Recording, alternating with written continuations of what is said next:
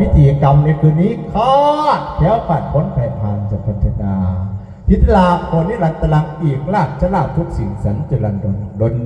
ดังหนึ่งนาทีฐานสนจะรู้ขาดศูนย์เด่นทิศเตโชชิโยจิจามเดชอำนาจเขตแห่งของอริยองอย่างเท่าให้เมืองโนนศิลามีใจชัดทุด้าวฝ่าล้างไพลีเนนาสัพพสิทธิปวันตุโวขอสัพพรจงประสาทประสิทธิ์ติดในพิธีกรรมฉลองสมโภชช่อฟ้าอุโบสถของวัดสันติวนารามบ้านหนองไห่ตำบลบ้านหันอำเภอโนนศิลาจังหวัดขอนแก่น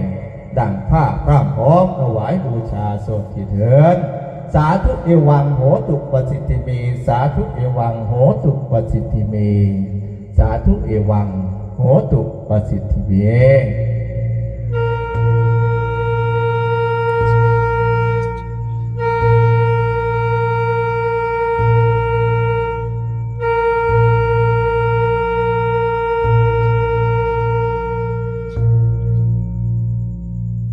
เสร็จพิธี